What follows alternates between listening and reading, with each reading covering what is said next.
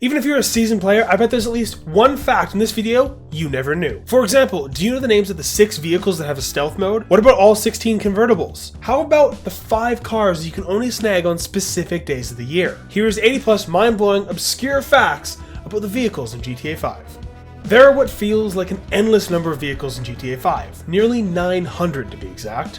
Out of those vehicles, only 1.8% of them are convertibles. These include the new Pajero ZX and Dominator GT, as well as the Comet S2 Cabrio, the RT3000, Windsor Drop, the Tornado and Tornado Custom, the Rapid GT Cabrio, the 9F Cabrio, the Serrano, the Felon GT, the Zion Cabrio, and the Issy.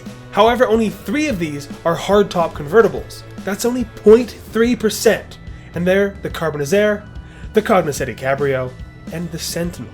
Another physical mechanic that is surprisingly uncommon in the GTA 5 car scene is the number of vehicles with sliding doors. Plenty of helicopters have them, but only 6 cars have them. The newest addition is the brand new Viviante, alongside the Moonbeam and Moonbeam Custom, the Rumpo Custom, the Surfer Custom, the Yuga Classic, and the Minivan Custom. Many people may think the regular minivan and Yuga would also have sliding doors, but here's the twist: the minivan doesn't, and the Yuga's sliding doors are just for show. Arguably the most useful list in this entire video are the 6 vehicles in the game that offer stealth modes, though some of them only work under specific conditions. For example, the Kosatka must be fully submerged to appear off the radar, while the Alkonost needs to fly at an altitude of over 500 meters. The Raiju just needs its weapons disabled to appear off the radar, and the same is true for the Akula and the often forgotten Annihilator Stealth. Adding unique aspect, the ultralight glider has a special customization called the Muffled Carbon Propeller, which activates its stealth mode while gliding. Trains, planes, and automobiles, the trifecta of transportation. Now what about the tripedal 3-wheelers of GTA 5? To which there are 4. The Rampant Rocket, the Chimera, the Raptor, and the Strider, all of which are an absolute nightmare to drive or control mid-air. It probably comes as no surprise that all 4 of GTA 5's tanks have tracks instead of wheels. But there are 2 other vehicles that share the same track-based propulsion, and they are the sluggish yet mighty Dozer, and the unique Half-Track, which is the only vehicle to use a combination of both wheels and tracks.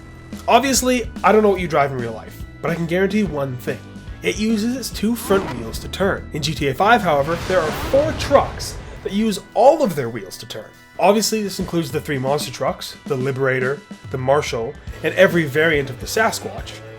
But many people are unaware that the 8-wheeled Chernobog also uses every single one of its wheels to turn, which is helpful given its sheer size. There's one outlier in these last 2 rules though, and that's the Zaba, which doesn't use any of its tires to turn, and instead operates more like tracks, turning one side of its wheels one way and the other side the opposite way to pivot itself in place. Pop quiz! Which of the 4 submarines in game is the slowest? According to my study, 70% of people think it's the original submersible.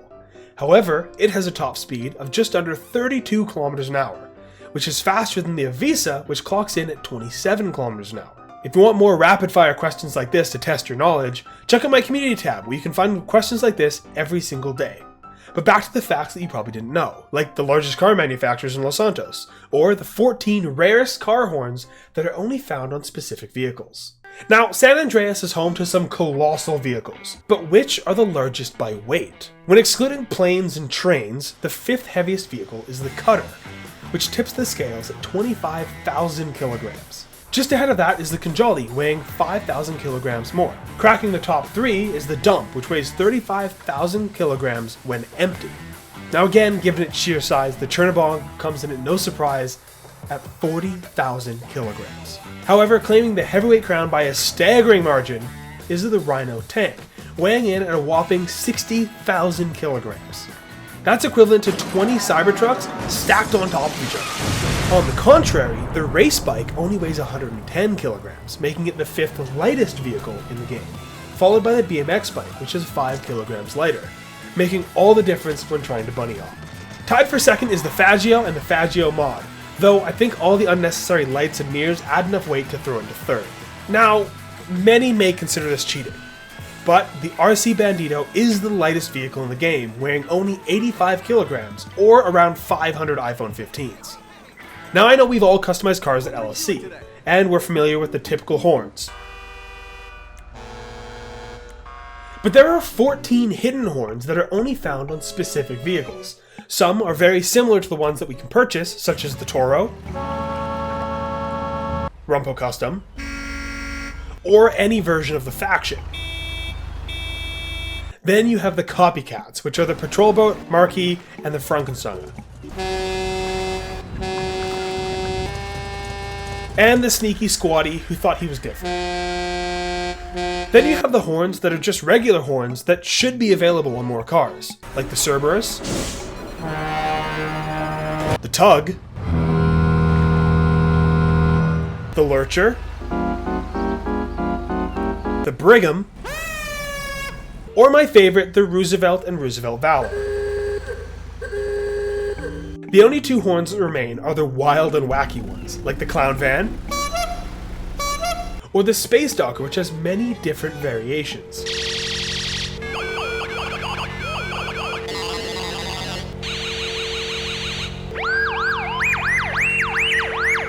Which horn is your favorite? Personally, I don't have many friends who play GTA 5. Come, my dear fellow, are we not friends? But if you have more friends than me, it could be helpful to know that the prison bus, do not ask me why it's brown, I couldn't tell you, has a total of 11 seats.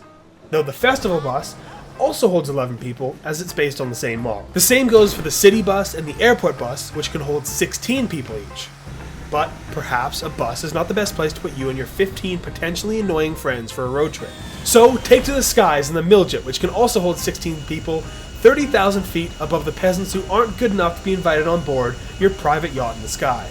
These next vehicles aren't exactly rare, as they've been around for years. Nonetheless, they are only available during exclusive times of the year. The Liberator and the Sovereign are only available around Independence Day, or the beginning of July for my fellow non-Americans. The Frankenstein, Lurcher, and Sanctus are Halloween exclusive vehicles. Now, if you already own these vehicles, you will have access to buy them 24/7 any day of the year. Unfortunately, Rockstar cannot add real car manufacturers into GTA 5, but they've done a great job making equivalent brands, like Coquette for Corvette, Pfister for Porsche. However, there are some less common car manufacturers in the game that only have one car in their entire lineup. Those include Bollicon, which is the equivalent to Hyundai, the Chariot, which covers Federal Coach, Classique, returned from GTA 4 with the Broadway, which is an Oldsmobile. This also includes Jack Shep, Tundra, and Vicer, which mimic John Deere, Alpine, and Spyker. Pennod is an obvious copy of the Renault, while Spitfire is of course Sea-Doo. Although Vom Fleur is a weapons manufacturer based on a variety of European manufacturers, they also made the anti-aircraft trailer, making them eligible for this list. Moving to the other side of the spectrum, Dodge is portrayed as Bravado, which has a total of 39 vehicles available in their showroom, just ahead of Pegassi, Karin, and Benefactor. The second largest manufacturer has 68 vehicles in production, and it is Declasse, aka Chevrolet. But, of course, the largest manufacturer in GTA 5 is Vapid, Rockstar's in-game copy of Ford, which comes at no surprise at 69 vehicles. However, I would argue that they're tied with Declasse, as the Vapid contender is clearly a Toyota Tundra with the wrong badge. Now, aside from vehicles, how well do you know the outermost parts of the GTA 5 map? Then tell me, how many islands are there in the game, and which ones are the best? If you want the answer to that question, click this video here, and it's a lot more islands than you think it is.